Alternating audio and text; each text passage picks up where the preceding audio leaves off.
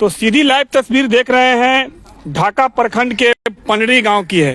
देखेंगे एआईएम के नेता राणा रणजीत सिंह आए हैं जो ढाका विधानसभा के प्रत्याशी हैं और हर जगह पहुंचते हैं। पंडरी गांव में रात आग लगी है। आग की खबर मिलते ही नेताजी यहां पर पहुंचे हैं। यहां पर क्या क्या नष्ट हुआ है देखेंगे। एक बाइक है जो बाइक जलकर पूरे तौर पर नष्ट हो चुका है। एक बाईसाइकिल है।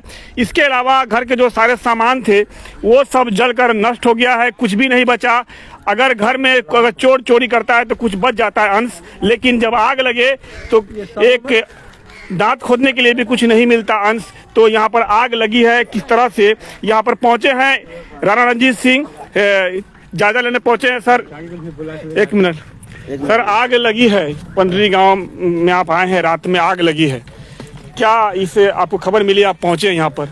जैसे कि आग लगी है, घर उजड़ जाता है, आग लगने के बाद कुछ भी नहीं बचता, और आप यहाँ पहुंचे हैं, इनके मदद के लिए क्या करेंगे?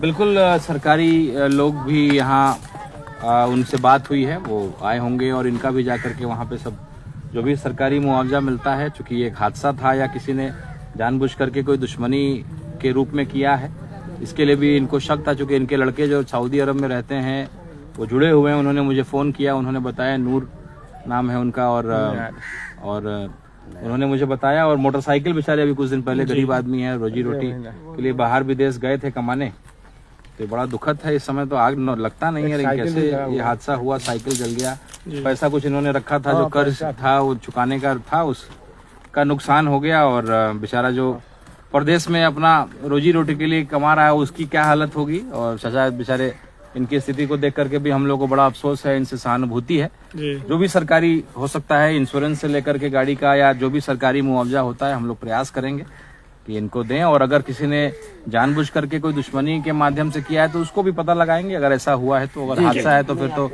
हम लोग कुछ नहीं कर सकते। लेकिन जो भी सरकारी हम लोग मदद इनको पहुंचा सके, इनको हौसला को बुलंद कर सकें, थोड़ा बहुत आर्थिक मदद भी होगा, घर बनाने के लिए, तत्काल रहने के लिए कोई व्यवस्था अगर ना हो तो वो भी हम लोग करेंगे। कुछ अनाज वगैरह की सुविधा भी देंगे, और जो हम लोगों से हो पाएगा हम लोग प्रयास। एक मिनट, क्या नाम हुआ आपका? कुमारी नाम है। कैसे आग लगी, कितने बजे आग लगी? वही मालूम है, सुबह में इसी घर में सोए थे। क्या क्या नष्ट हुआ? मोटरसाइकिल, साइकिल, इसके अलावा सब कुछ, दाना वगैरह खाने के लिए सारा कुछ जल गया। अभी नेताजी बताएं कि अगर किसी ने किसी में शक है क्या, आग कैसे लगा? हम देख रहे हैं, कैसे हम कहें, कोई नहीं मालूम चलता कैसे आग लगा, अपने आप अचानक आग लगी। हम तो बहुत क्या ये 1:30 बजे, 2 बजे क्या बोल रहा था? 1:30 बजे नहीं, 1:30 या 2 बजे के करीब, क्या बोल रहे हैं? 1:30-2 बजे मतलब टाइम रहा होगा।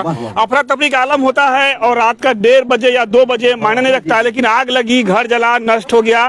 कितना रूम था इसमें? चार इसमें 4 रूम था। अच्छा अच्छा।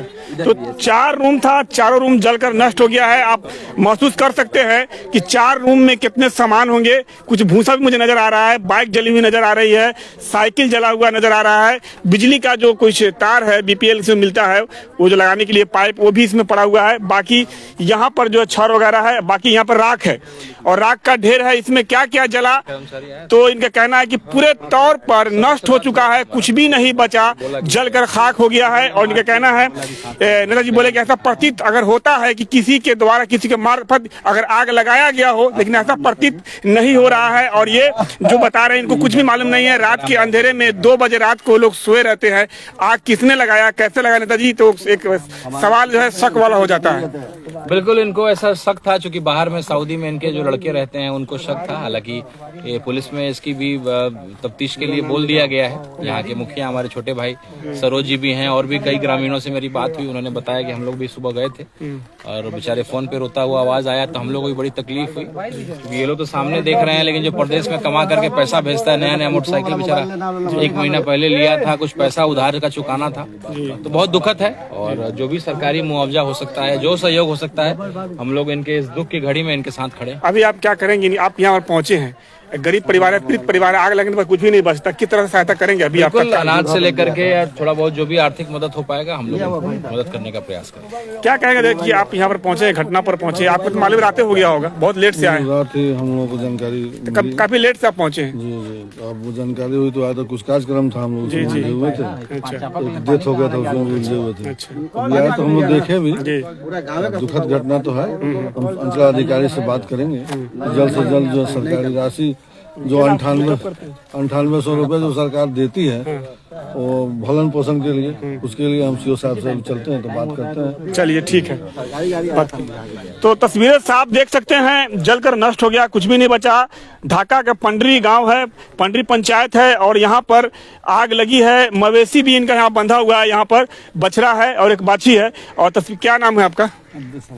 आग की खबर मिली थी आप लोगों को? हाँ, रात में मिली। आप लोग आ गए थे? दूर तो घर आपका है। तो वहाँ तक जल गया था। जल गया था, मतलब पानी उनी का इंतजाम तो नहीं रहा होगा। एक पाइप से भरा रहा था, इतना धाड़ा था कि कोई आगे में जा नहीं रहा था। अच्छा अच्छा, चलिए नष्ट हो चुका पूरा ना, तो पूरे तौर पर नष्ट है और लोग जो है इनके दुख में शामिल है।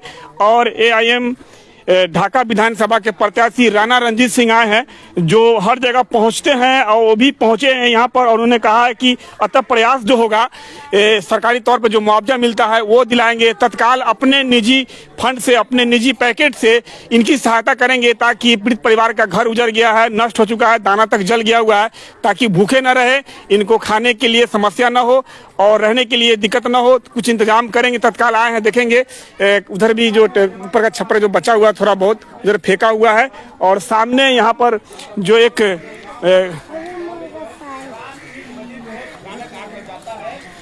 देखिए।